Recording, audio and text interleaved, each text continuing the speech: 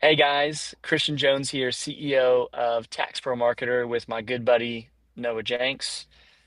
Noah, how you doing? Hey, we're cruising. We are jumping into a Monday, jumping into a new week. Hey, fun new topics to talk about today, Christian. I wonder if anyone's heard of AI ranking, and maybe that might be something they might want to pay attention to when they're thinking about getting their business visible. We've got some ideas. Yeah. So that is exactly right. There's some interesting new studies, data. There's some interesting new things coming out with obviously AI. There's something new every week. But here's what we got for you today. This might be a bit of a shorter topic, but it's a really punchy and powerful one. Our good friend, I don't know him personally, but I feel like I do because I get so much email from him. Neil Patel. Neil Patel is a great marketer, so lots of credit to Neil, but we're going to try and translate this case study and data into the tax space. So Neil sends out an email like a week ago, and he says, more or less, sending email uh, in a way that it's getting opened, you're getting opt-ins, right? You're building your database.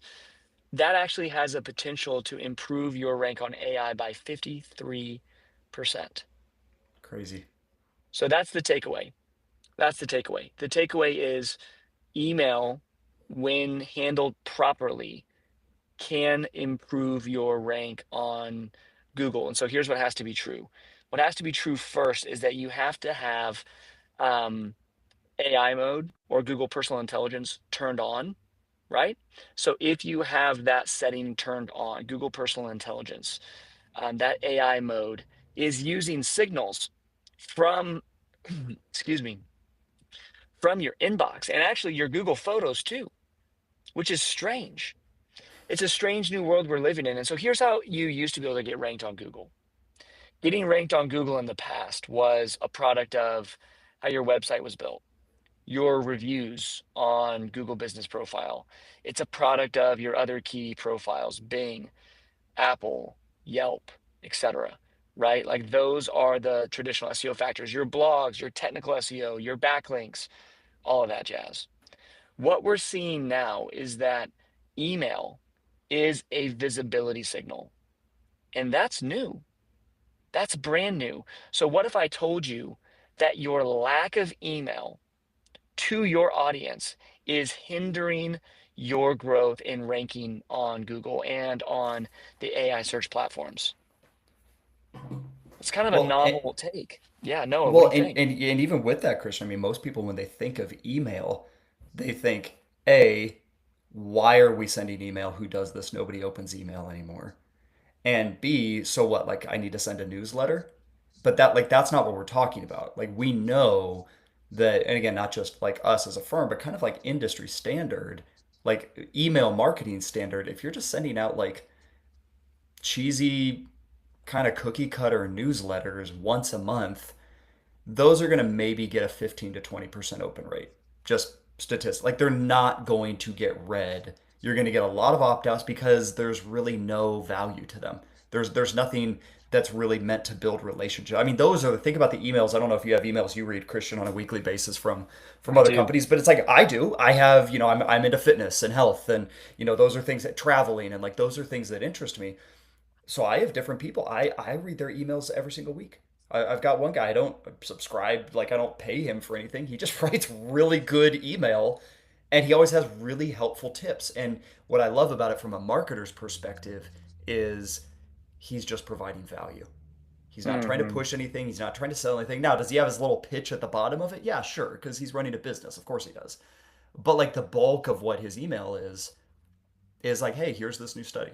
Here's this new thing going on in the fitness industry or in the health industry or the supplement industry or whatever it is, but it's just good content. And good content is what gets open. So it's not are you sending emails, it's what are you sending in those emails. Hmm. That's the big kicker with all of this.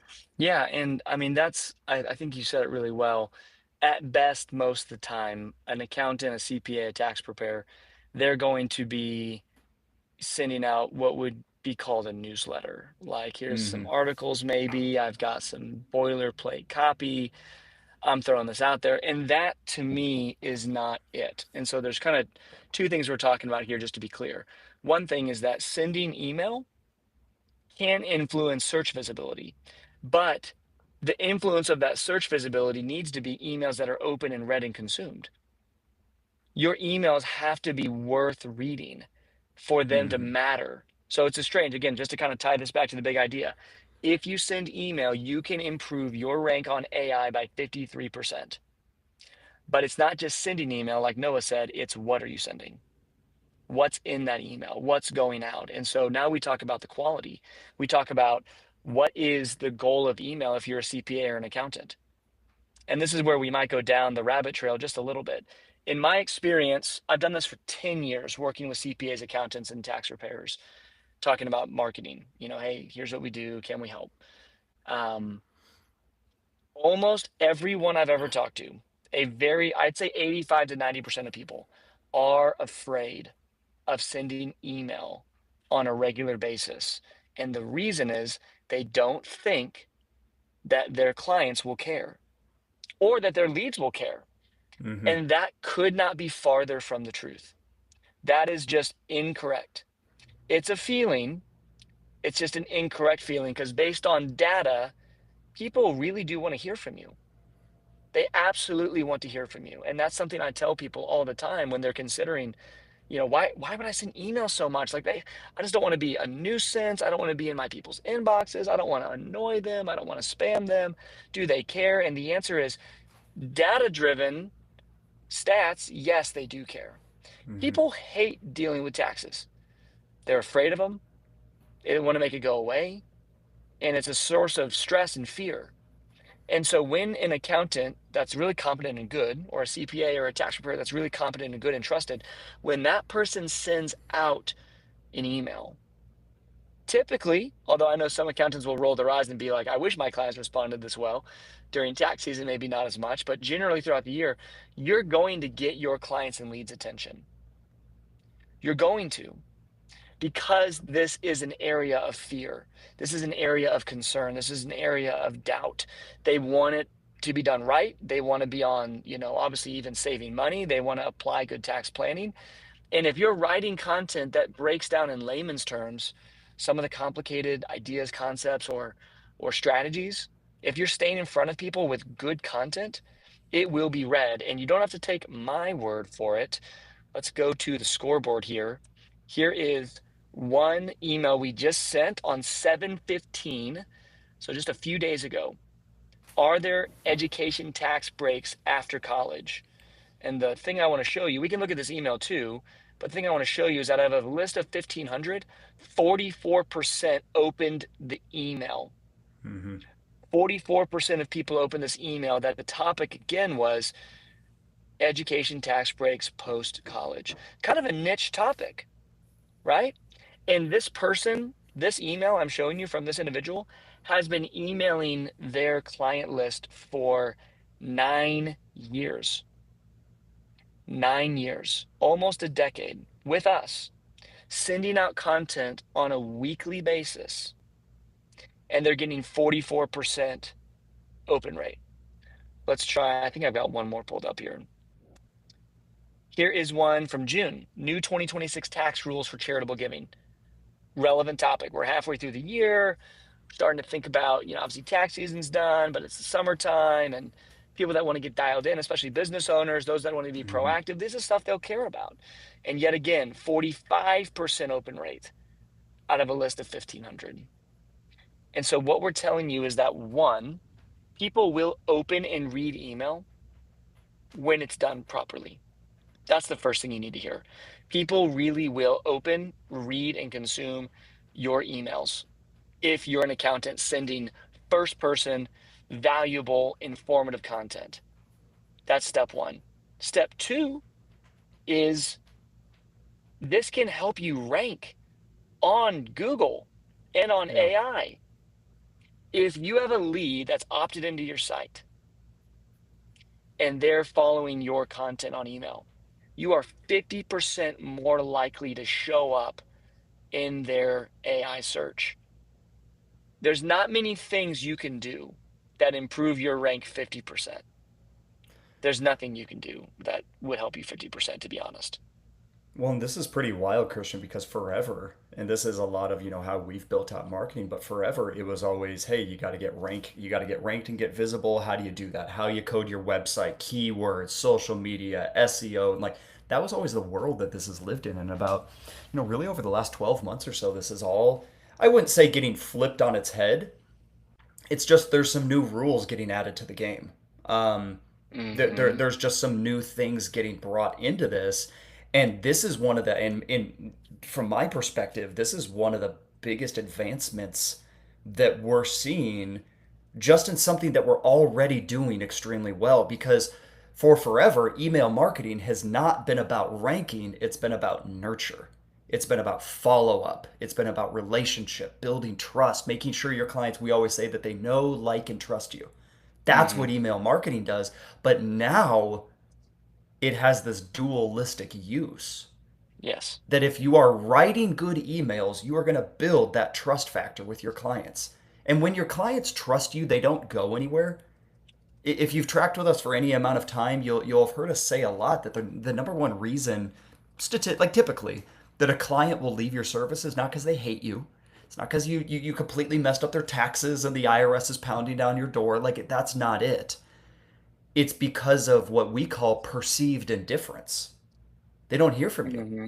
They don't have any relationship with you. They don't know that if they have a problem, they can come to you and you can help them fix that problem.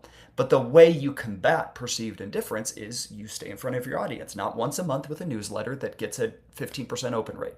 Every single week with quality content that is designed to enrich and build trust and designed to help them. That content that's getting 40 to 50 to 60% open rates every single week, that's what's going to keep your clients with you. Yes. But now we get a dualistic purpose to that email. Hmm. Now that email also is going to get you ranked better in Google, get you ranked better in the LLMs, the AI models. And that's really where so much of this is going. That, for us, we're blogging to our clients' websites. And it's like the blog isn't about people coming to read your blog. The blog is about getting you to rank in Google search, but also in AI search. Is the blog answering questions? That's why people go to these AI models. They go there because Hmm. they have questions. Google is keyword based: bookkeeper, accountant, CPA, Right. best accountant near me. But ChatGPT, Claude, Gemini, Bard, Grok, those are all query based. We go there to answer Hmm. questions. We go there to ask questions. Mm.